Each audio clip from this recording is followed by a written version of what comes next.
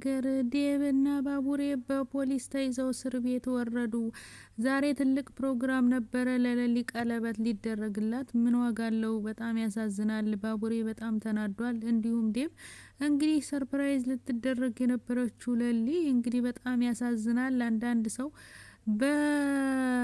በገጀራው በወንድሟ ምክንያት ወንድሟ ከእስር ቤት አመልጧል። ያመለጠውም እንግዲህ ደርሰውበት መሰለኝ ባቡሬ ነው ያስመለጠው ገንዘብ ሰጥቶ ምናምን። ኢንስፔክተሩ እንግዲህ ባቡሬን ተጠያቂ አድርጎታል አብሮ ስለነበረ ዴብም ግብረ አበር ነው ተብሎ እንግዲህ ተይዞ ተወስደዋል ማለት ነው። አሁን ታዲያ በጣም ነው የሚያሳዝነው። ገጀራው ማምለጡ ለነሱ ችግር ፈጠረባቸው ማለት ነው። እንግዲህ አሁን ላይ ደስተኛ የሆነችው ቤዛ ናት። ቤዛ እንግዲህ ገጀራው በማምለጡ ፈርታ ነበር። አሁን ደግሞ ባቡሬ ሲያዝ ለባቡሬ ብሎ መልሶ እጁን ይሰጣሉ። የገጀራው ግን አያደርገውም።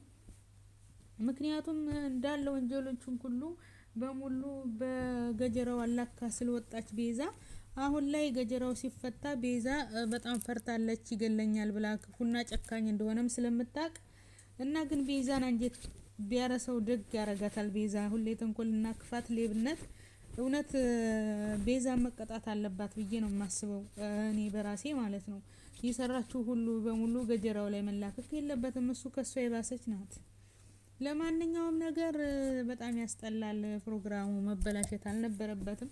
ወይስ በዋሽ ይፈታሉ?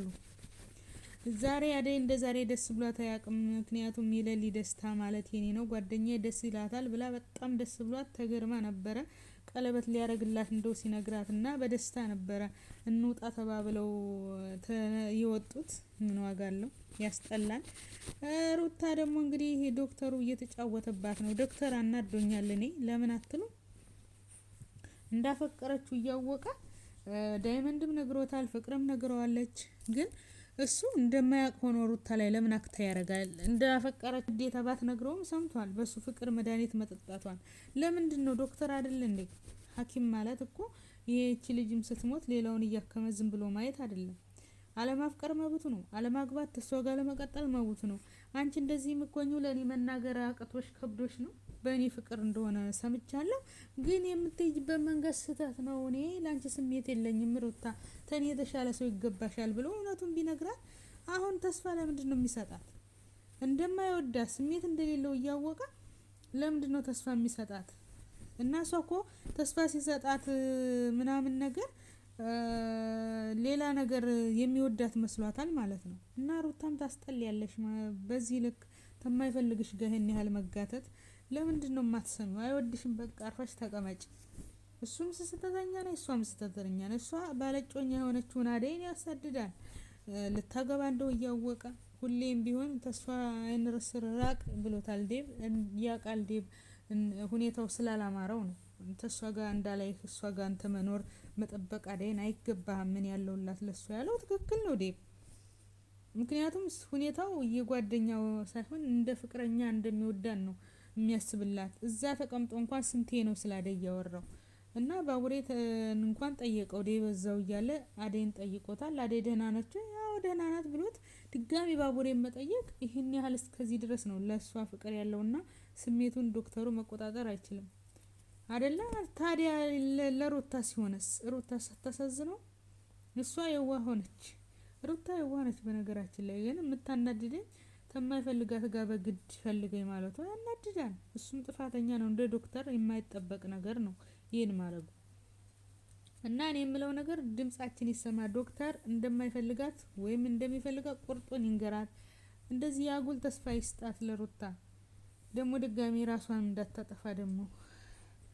እና ፍቅር ደግሞ ከዳኒ ጋር ተጣልተዋል። ግን ፍቅርና ዳኒ እኮ ይዋደዳሉ። እሷም እየዋሸች ነው እንጂ ሁኔታቸው የፍቅር ነው። ግን እሷ የቤዛ ወንድም መሆኑን እያወቀች እሷ ምን አይነት ሰው እንደሆነ ስለገባት ራሷን እንትን ትለዋለች ማለት ነው። እንዳላፈቀረ ሰው አክት ታረጋለች እንጂ ዳኒን ፍቅር ወደዋለች። ግን ሁኔታውን ስታይ ማለት ነው። ቤዛ ደግሞ ያው ፍቅር እንዳያፈቅራትና ፍቅር እንዳይዘው አስጠንቅቀዋለች።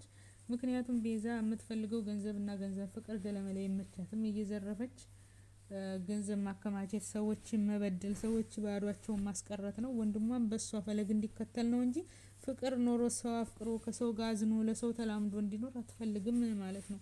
ቤዛ በጣም ራስ ወዳድ ነሽ። ወንድምሽ የምትወጁ ከሆነ እንዳንቺ ህይወት እንዲሆን ማድረግ የለብሽም። ሰው ለሚወደው ሰው የተሻለ ነገር ነው የሚመኝለት። ወንጀለኛ ሌባ ለሚወደው ሰው እኔ አልመኝም። እና ቤዛ አስመሳይ ነሽ። ወደዋለሁ ትያለሽ እንጂ ዳኒን አትወጂውም። ብትወጂውማ እንደዚህ ባላደረግሽው ነበር ማለት ነው። እና ሩታ ሮማንን ስሚ። ሩታ ደህና አድርጋ ሮማን መክራሻለች።